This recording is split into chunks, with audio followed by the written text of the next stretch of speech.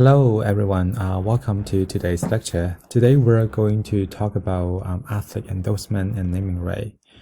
I remember at the beginnings of the semesters, we talk about in sport we have two types of the sports marketing, right? One type of sports marketing we call marketing sports products. The second type of sports marketing is called marketing through sport. Marketing through sports, mainly talking about sports sponsorship, is really special marketing types in the sports industries. We also talk about we have a traditional sports sponsorship. Basically, we sponsor a team, sponsor a league, sponsor. So those are we consider traditional sports sponsorships. We also have some special sports sponsorships. Right, special sports sponsorships that we mainly focus on sponsor particular venues, sponsor particular athletes, or licensing. Right, so when we try to sponsor particular venues, this is called venue naming right, which is also called building sponsorships. When we try to sponsor a particular athletes or coaches, we consider this athlete endorsements or coaching endorsements. And licensing is basically we allow the third party to use our trademark to develop a new product and sell it in the markets. So we're going to introduce the three types of the sports sponsorships. We start with the venue naming right first. So venue naming right also is being called building sponsorships. It's basically talking about sponsor. I talk about corporate business. They want to pay to have their name attached with a facility for a specific period of times. For the naming right, venue naming right, we have two types of the sponsors. One is a company. Normally they seek to parlay the sponsorship into a meaningful. For a lot of company, what they care more is more about the return on investment, right? I spend money here. My goal is I try to increase my brand awareness, enhance my customer loyalty, and also the ultimate goal is we try to increase the sales. Right, so this is one type of the venue naming right. The second types of the venue naming rights are those individual, wealthy, rich businessmen. They are trying to, try to associate with a particular facilities.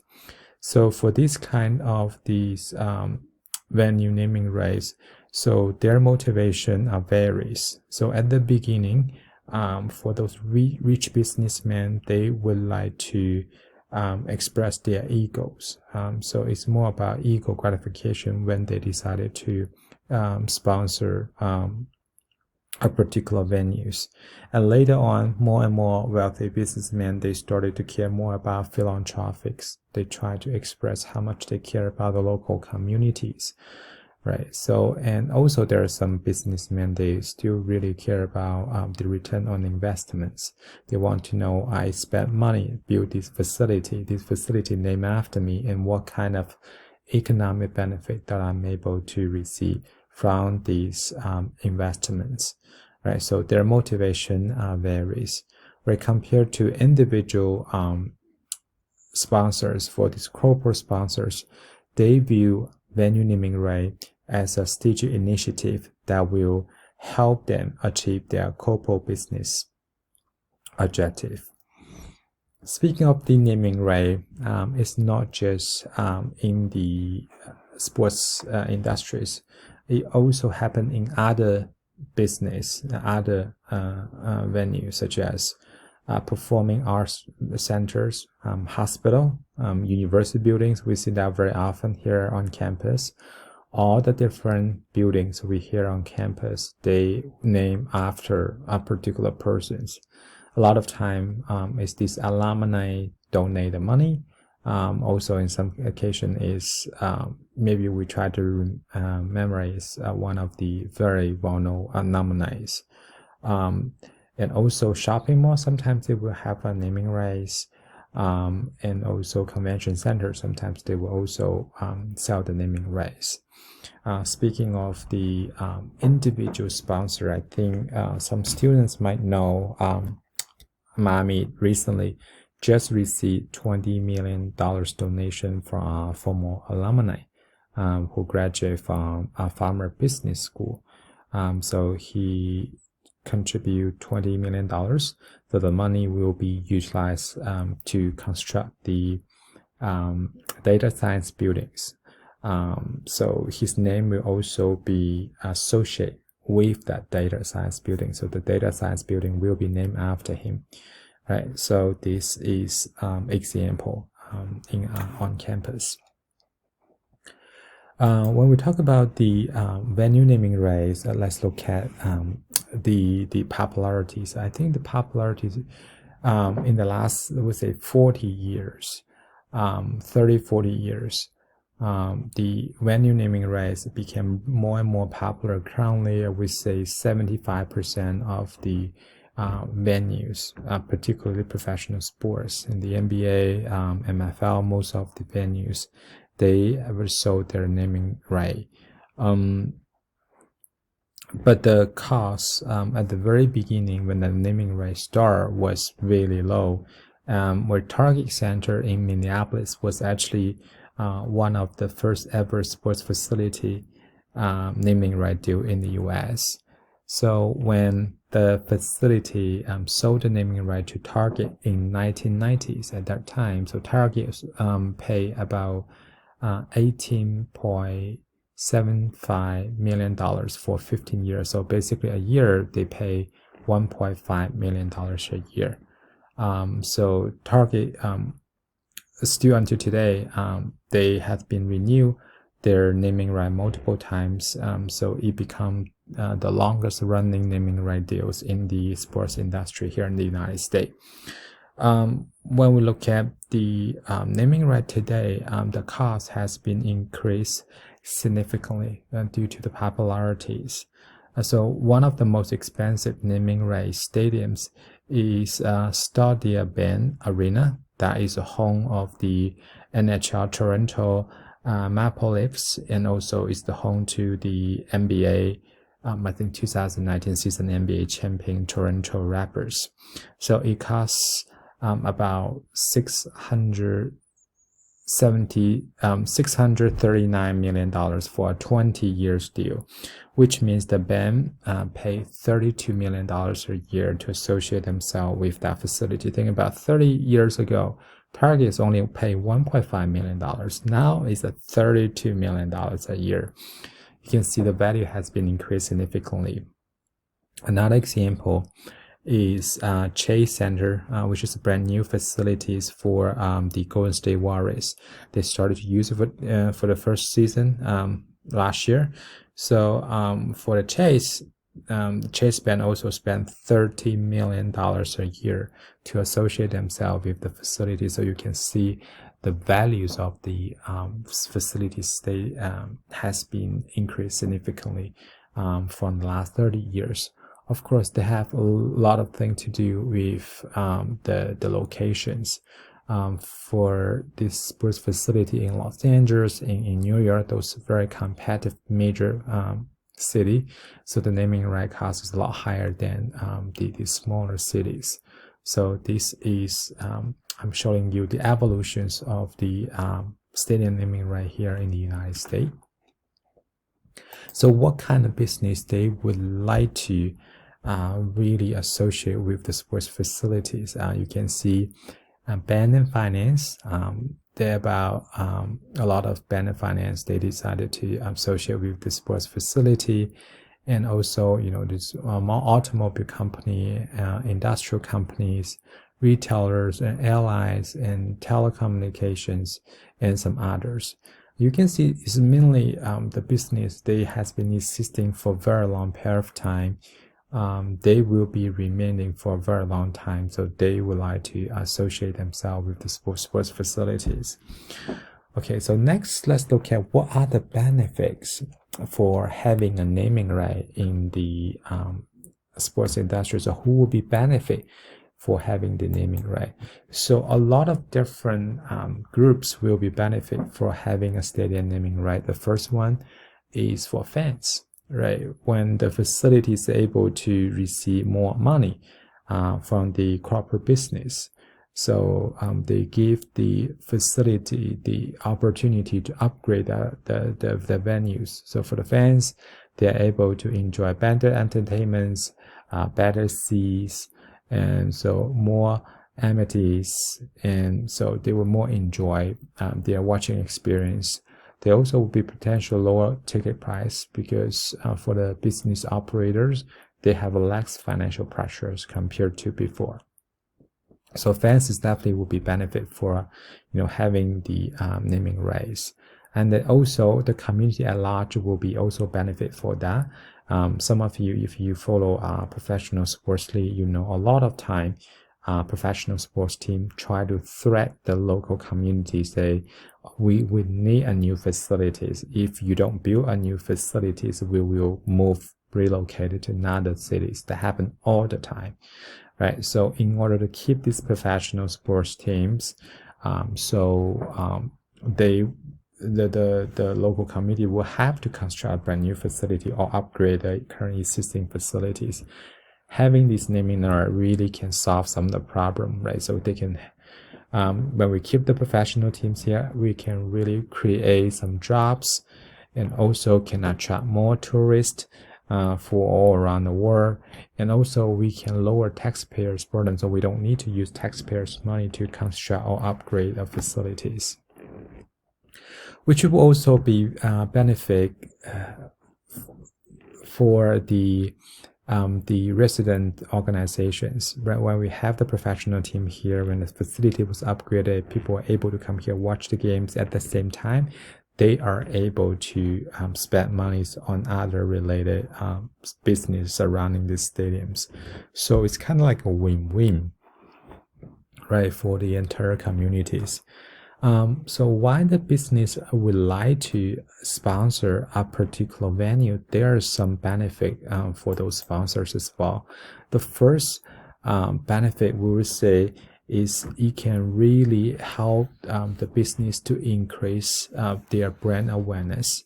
So the brand awareness increase is a result of the ongoing publicities and repeat mentions they receive in the media within the target geography regions. So when we talk about a particular stadium, right, for instance, AT&T Stadium, so we mention about AT&T Stadium instead of saying a football stadium in Dallas, right? So when the media keep repeating that, they really help the name. Now, when people recognize the brand, right, recognize the particular connection between the brand and the sport and the facilities. And the second thing we find out, most of the stadium venues with the naming rights, they normally have to sign a long contract. Most of the time, more than 10 years, sometimes 20 years, occasionally 25 years, right? So, which means that you would need to have a long commitment. So it's a long commitment. You could have a national exposure because you basically will the name of your company will be inside the stadium for like 20 years or 15 years. So you got 24/7 exposure. So as long as people drive through the downtown, drive through the stadium, they'll be able to see the site. So that can really help you to get the long-term national exposure. It can help you improve your image as well, because improve image that can be contributed to the perception of the sponsors is really making a positive contribution to the community and to the fans, and also to the other organizations. So people would think, okay, the sponsors are really care about the local community. That's why they would like to spend money to associate themselves with the stadium, can keep up professional teams here, and also express their support to the local communities. So that's something for the venue sponsors they need to capitalize on when they try to do the publicities. Other things is this is really unique opportunities. We say is spirity. Is very few opportunity. It have a substantial competitive advantage compared to other rivals, because they only because in each of the market we only have a few stadium that we can sell this naming rights, right? Even in Chicago, such a big city, they have a lot of different facility, but in downtown ballpark, you only have one ballpark, right? Baseball ballpark, right? So you have some other ballpark in other locations. So this is very unique opportunities. Not everyone could have the opportunity. When you have this opportunity, you rivals cannot duplicate this strategy. So that's why naming right sponsorship is popular. Others like hospitality opportunities. When you have the naming rights, you always have the opportunity to host your clients and try to let people to know about this, and also you can increase sales as well. Because a lot of like sponsorship packages that will include these give you the opportunity to sell your related products, right? So for instance, if that's a bank company sponsor this event, you'll be able to have your ATM machines inside. So those are the benefit for sponsoring a particular venue. Okay, so this is venue naming right. So we jump to another topic. We talk about athletes endorsements. Athlete endorsements. So we have a lot of athletes in the world. You find out some athletes are more successful than the others in terms of bidding these business opportunities. All right, here is the top 25 world most highest paid athletes in the world. You find out among these athletes, some of them are related on salaries. Some of them are related on the endorsements. We see Cristiano Ronaldo, for instance, one of the highest paid athletes in the world. His main income mainly coming from salaries, of course. He's super popular in the world as well. So his value of naming endorsements also really high. LeBron James, he made $31 million in his salaries, but he made $55 million from the endorsement deals. He made a lot more money from the endorsements, right? So other examples, you can see Stephen Curry, $12 million. I think that was the old numbers, but he making $35 million the endorsement deals. Some of the athletes like Roger Federer, he's 39, 40 years old. He's been playing tennis for a very long period of time. So he's not in the best time right now, right? So maybe 5 years ago, 10 years ago was his peak time, but he's no longer in his peak time, but he's still playing. So his salaries, he's like, we say, prize money, because he doesn't have a salary. He's individual athletes, right? Doesn't have salary. So his prize money was $6 million, but his the endorsement deals is $58 million, make him one of the highest paid athletes in the world. So you look at all the different sport, all the well-known athletes, they try to generate revenue not just from the inside of the competition, but also from outside the partnership with different business. So for the athlete endorsement, we say it's also called personal sponsorships.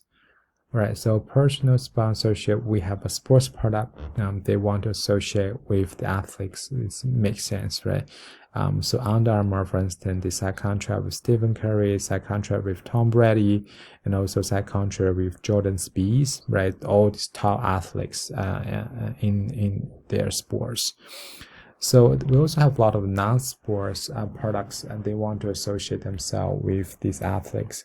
So one example is Sony. They try to associate themselves with Peyton Manning, right? It's non-sports products. A lot of time find out some of sports athletes, they have a very positive image and also have great powers, and also his personality is a very good fit to their brand. So they also would like to associate themselves or endorse a particular athletes.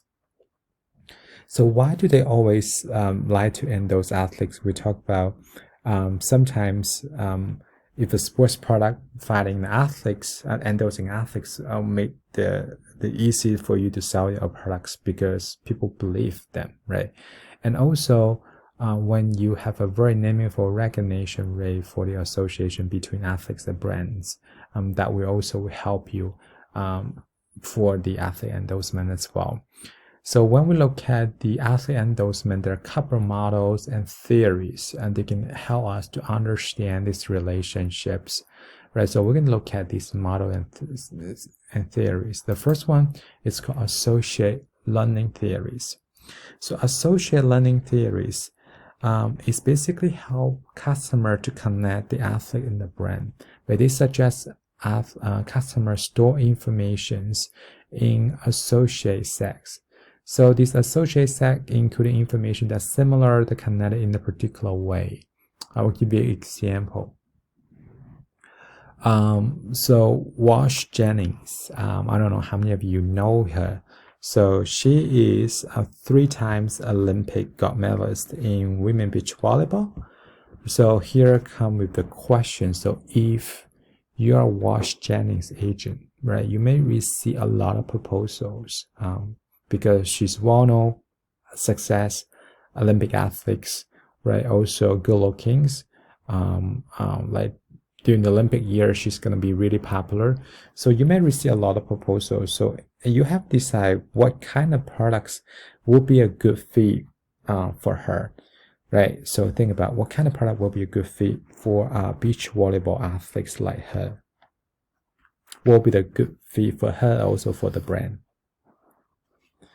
I think a lot of students would think, oh, swimming suits will be a good fit for her, like beach bikini design could be a good fit for her, or the beach volleyball player, they are wearing sunglasses. So maybe if that's a sunglass brand, Oakley sponsor a lot of beach volleyball athletes. So, that could be a very good thing too, right? So beach towers could be, good connections between these athletes and the products. Right? And also others is like beach sun cream can protect you from getting sunburn. Could be also good products, right? If that's a proposal like this. And also any healthy related products could be a very good for Wash Jennings to present their products, right? So the associate learning theory is just basically how customer to store this information about these things. When we talk about Wash Jennings, so what kind of like a brand she's representing, so people would like to know, right? So this is the first theories we talk about. The second theory is called matchup hypothesis. So matchup hypothesis, they indicate athlete does have some expertise that no one can replace of them. So matchup hypothesis illustrate the importance of the good fit between the image of endorsers and the image of the promoted brand. So when we help the athlete to go to find out this the potential sponsors, we need to make sure that it's a good fit between them. People can make a connection very easily. So examples like sporting events, like the sporting brands like Adidas, Nike, they go and those athletes, understandable, right? Because the sports products good fit.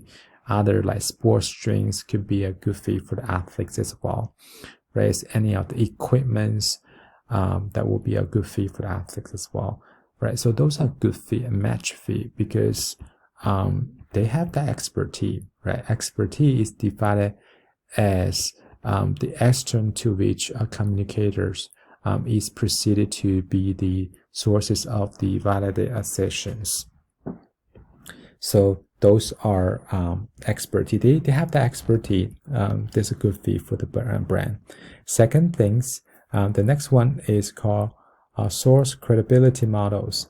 So source credibility models indicate that the effectiveness of the message depends upon the perceived levels of the expertise and trustworthiness of the endorser. So why the people would like to endorse a particular athletes? Because these high-profile athletes, they're reliable, right? They can increase the trustworthiness, their loyalties, their integrity, um, uh, uh, can be recognized by the audience. That's why customers, that's why the brands would like to reach out to these athletes, to ask them to really present their products, right? So those are another kind of model.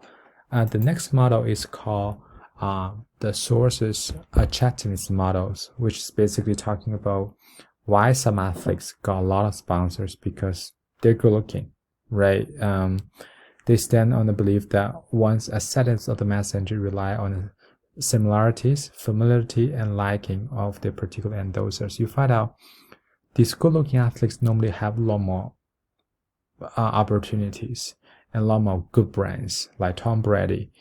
First of all, in his sports, team sports like football, like there's so many stars. Tom Brady is definitely a star. They really catch sponsors' attentions because he's good looking. He has a long career. He's loyal to his teams. He's been playing for Patriots for many years, right? So he also very loyal to his family. He has a happy family. Right, his wife used to be the top models in the world, the most well-known models in the world.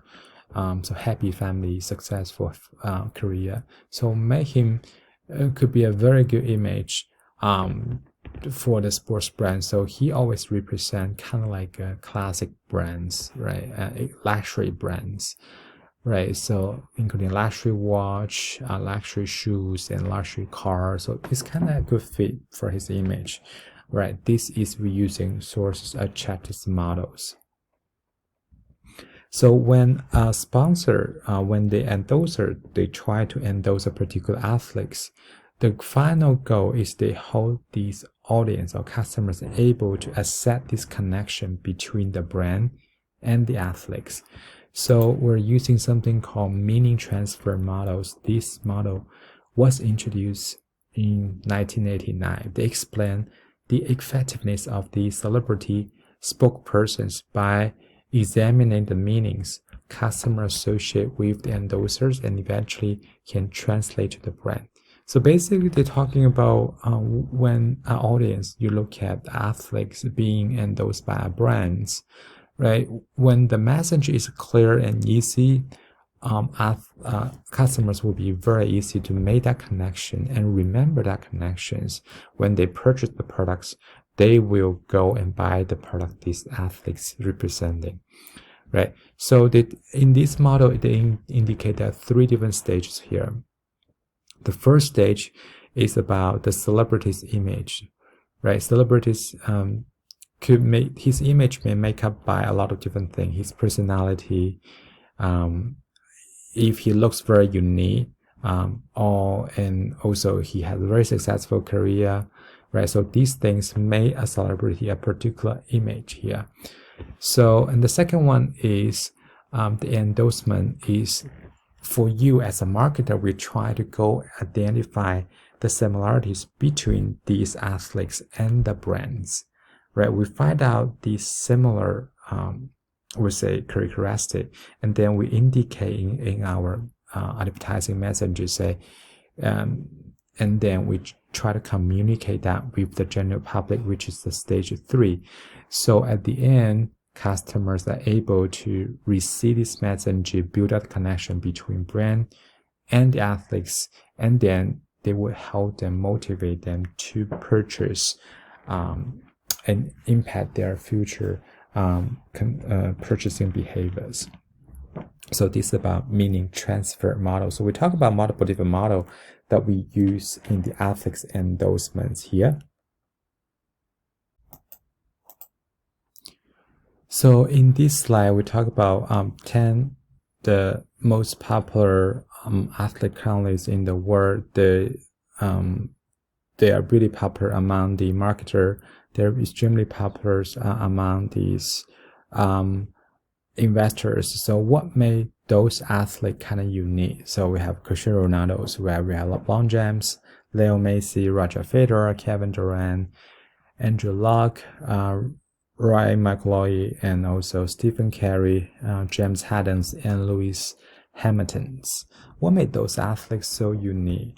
what happened all to female athletes, but that's not one of the things that I want to mention about. A lot of really successful female athletes also have a very high market value, particularly Serena Williams and also Maria Sharapova, these two leading female athletes. They are also really popular among these marketers, and brands always like them. So let's look at these 10 like highest paid athletes in the world. So what made them popular? First of all, let's look at sports, right? We have soccer players, and two soccer players. We have basketball players. Those global sports. We also have like a football player, the most popular sport in the United States. We also have like tennis, golf.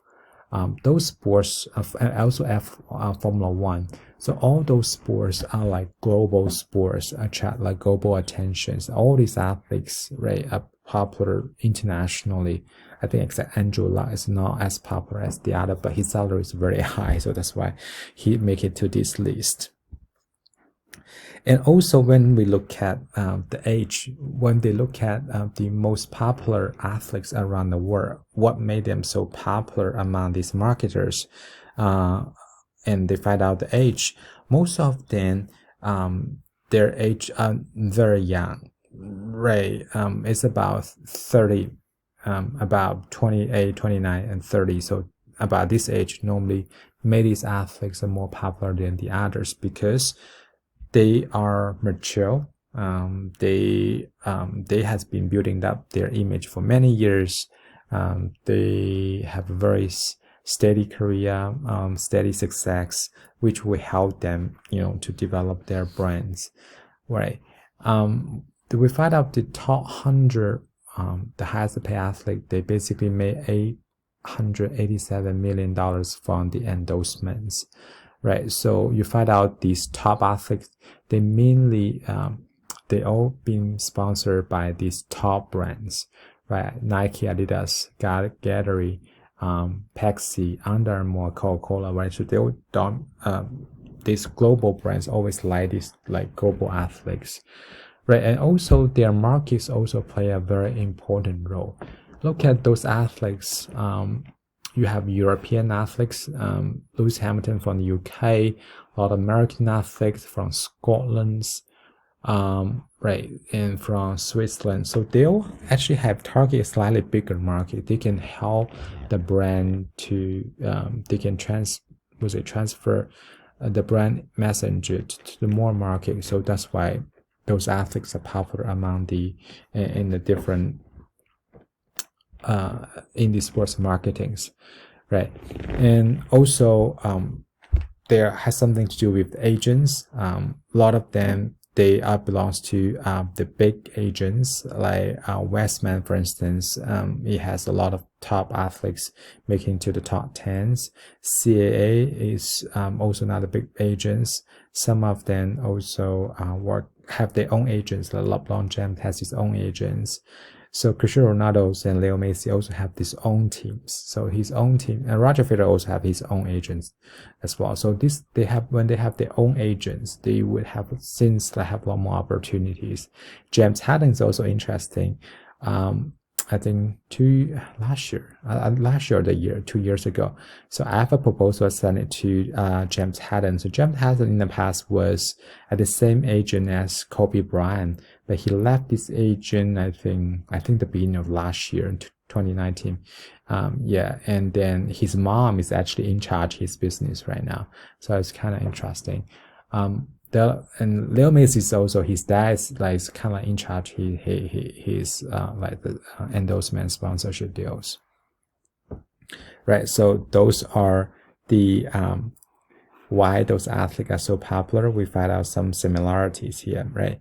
So what factors will impact the endorsement effectiveness, right? There are some factors. What kind of athletes are most popular? We hope he's a high achievers, right? Have a lot more success. That would be great, because people in sports, winning a lot of time is everything. So winners definitely have more greater impact on the customers, right? And the second thing is they have a credibilities, so people trust what they say, so they will have a lot more opportunity than the others. And also they have a likable personality and image, right? They they people can really identify what kind of personalities these athletes or these celebrities have. And also the most important thing is they are recognizable. When you talk about these athletes, not just about their name, but also their face, right? When we talk about Stephen Curry, you know what he looks like, you know what he's good at. When we talk about Michael Jordan, we talk about LeBron James, you basically know what they look like, right? They have a very clear image that has been planted in the customer's mind, so you will actually choose these athletes, right? One of the very successful story I would say is David Beckham. He retired many years, but until today, he's still really popular. Himself is a very successful businessman, and a lot of sports brands also really like using David Beckham's image. We talk about David Beckham, right? He started his career from Manchester United when he was like 16, 17 years old. Right, he got very popular when he was 19 years old, 20 years old, because he really got good looking when he was young.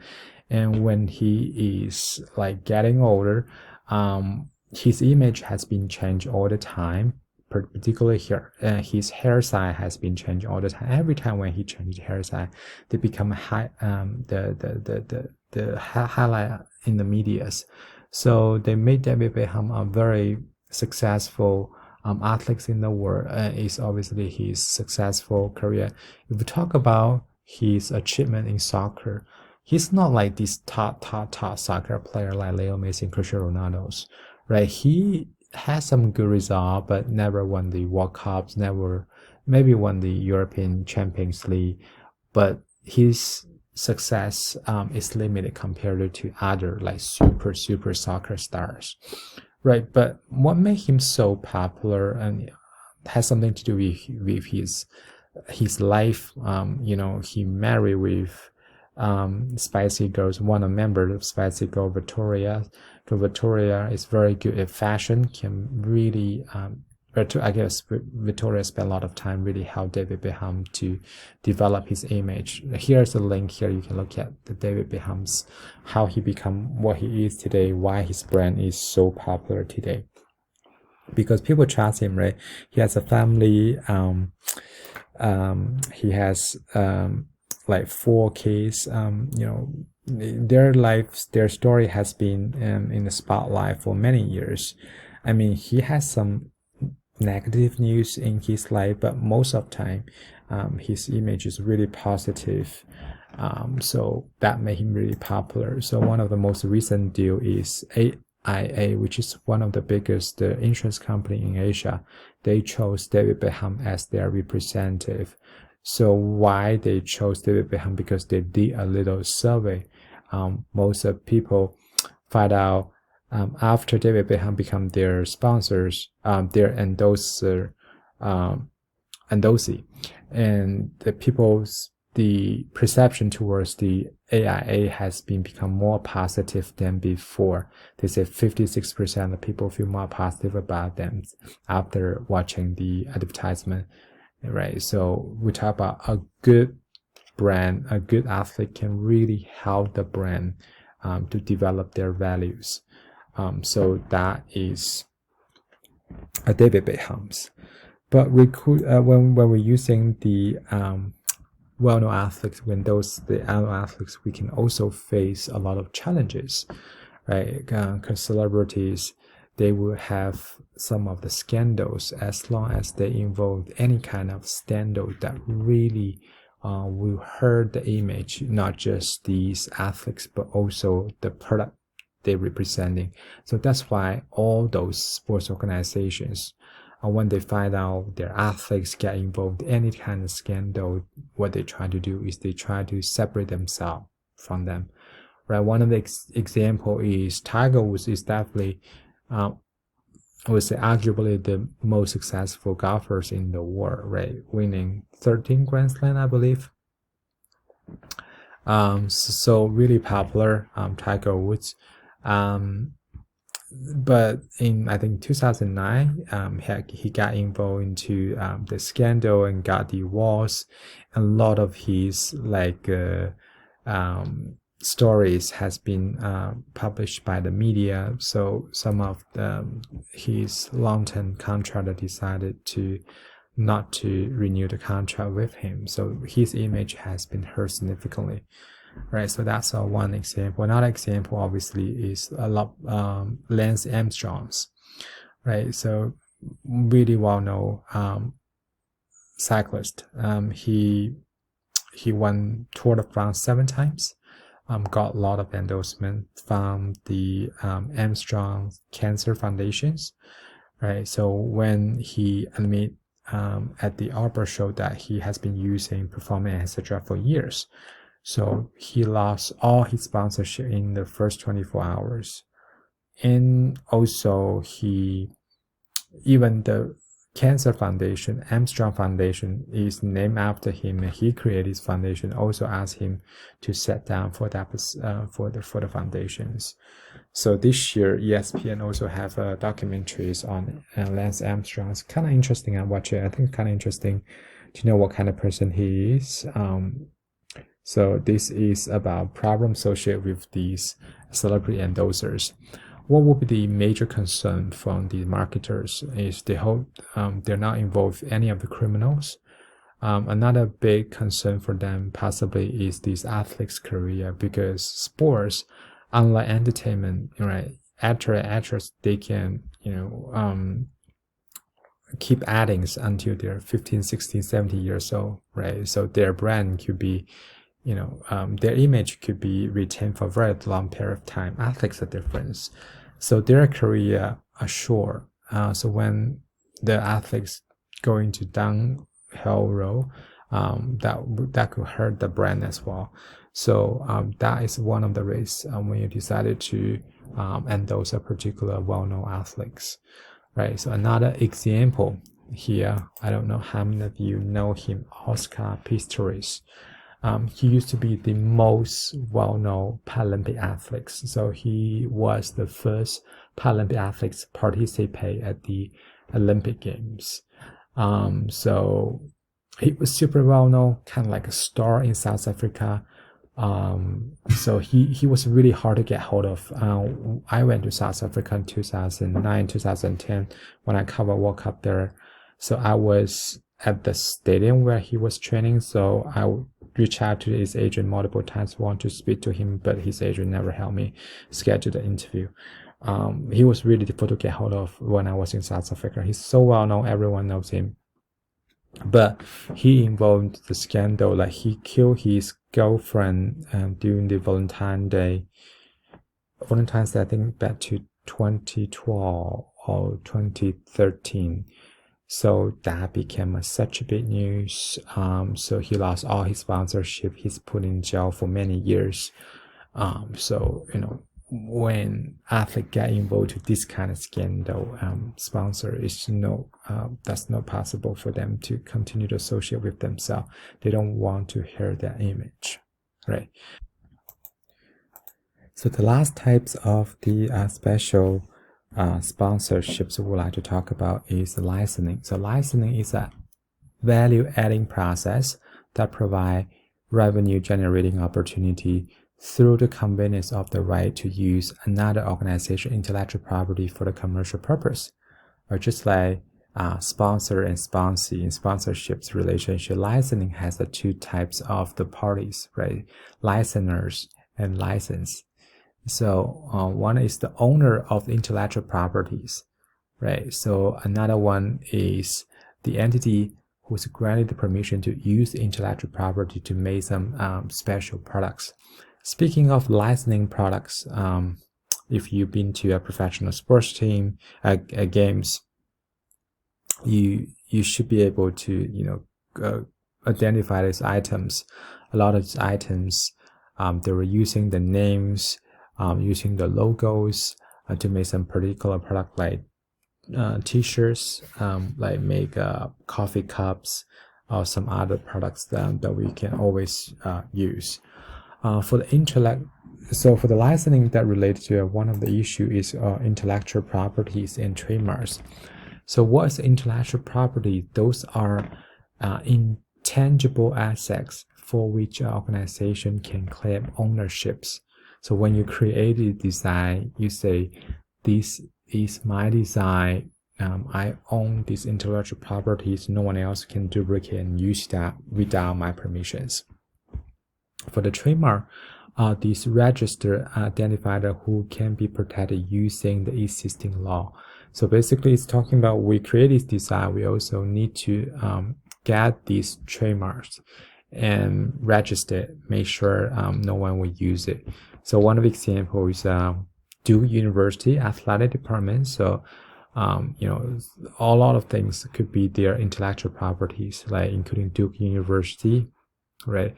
Including the way they design this D, right? Include their sample, right? And include their color, sometimes even color, and also if they have slogan, a slogan could also become their intellectual property. So basically, no one is able to use those things unless get their permissions from Duke athletic departments. So what the benefit for the licensees and licensors? Right, for the licensings, so one of the big advantage for them is they can really generate some revenues, right? We give the opportunity to the third party to make a product by using our logos and intellectual properties and then trademarks. And then we can generate revenues, right? We can share the revenues. So that's a really good idea. And also for us, it's not a lot of investments get involved.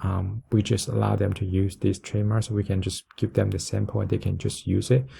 We don't have to do a lot of other things. They made the products, they sell the product, they made the money, and they share the revenue with us, right? It's also broader products so for the customers. We provide more products to the customers. And for us, we can also control the image to make sure this image not being utilized by a lot of other companies, right? So these are benefits. For the licensors, the benefit is sometimes if we're able to use the popular teams, the trademarks, so we can capitalize on their popularities.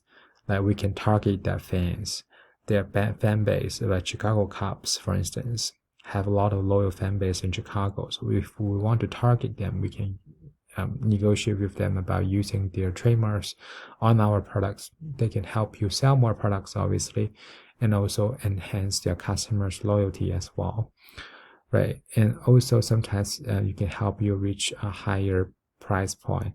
When you're using their logos, you can increase the price of their products, right? Because they make it very valuable because it's due to its popularities, right? You can make the products become more expensive. So those are the benefits for license and licensors. So one last thing we're going to talk about is shirt sponsors. Shirt sponsorship, or say jersey sponsorships, is kind of like a new thing in the United States, but it's not a new thing in Europe. Most of the European teams, if you follow soccer, like English Premier League, Spanish La Liga, those teams, they all sell their jersey sponsorships. People are able to have the logos in their jerseys in front, sometimes in the back as well. So those are the shirt sponsorships. So in Europe, the jersey sponsorship are really popular and really common. Even the teams like Barcelona at the beginning, they didn't sell the jersey sponsorships, right? So like at the beginning, I would say like 15 years ago, Barcelona, they keep the place for United Nations, the children federations, they keep that for them. It's a non-for-profit organizations. So they only allow non-for-profit organizations to promote themselves on their jerseys. But later on, with the professional soccer, the player salary has been increased. They need to go and find out the revenue streams. So So they started to change their mind. They say, okay, and we need money to pay these very expensive salaries, pay to Leo Messi, pay to others like well-known stars. So I have to sell my jersey sponsorship for a very high price. So they started to open the markets.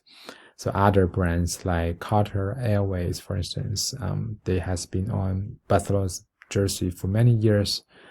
So now is Rukaten's is a Japanese website that can help you save money. I don't know how many of you using this one. So you can download the app, or you can have the like Chrome extension. You can add this here.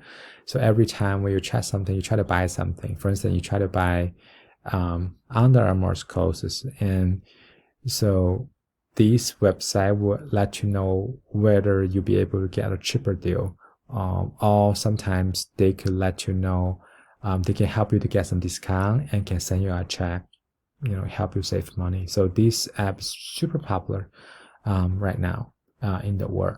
So this is about stories of the Barcelona, how they try to sell their jersey sponsorships. So in the US, it's also become a trend right now. First of all, I think the MLS was the first professional sports league we were selling their jersey sponsorships, and then NBA started allow their team to sell their jersey sponsorships, and the WNBA also followed the trend. So we'll see whether other professional league will also follow these trends. This is also a new revenue stream for them. So this also, I would say, jersey sponsorship could be considered as licensing, could also be considered as like a separate sponsorship that we talk about in the sports industries. Okay, those are the special sports sponsorship we talk about today. We talk about venue naming right, we talk about athlete endorsement, we talk about the license, and the last one we also mentioned a little bit about the shirt sponsorship or jersey sponsorships. I hope you enjoyed today's lecture. If you have any questions, don't hesitate to contact me. So for this topic, we're going to do an online discussion. I'm share the case study with you already on Canvas. So if you have any question, you could just ask me. All right, that's it for today. I hope you have a wonderful day and wonderful week, and we talk again next time.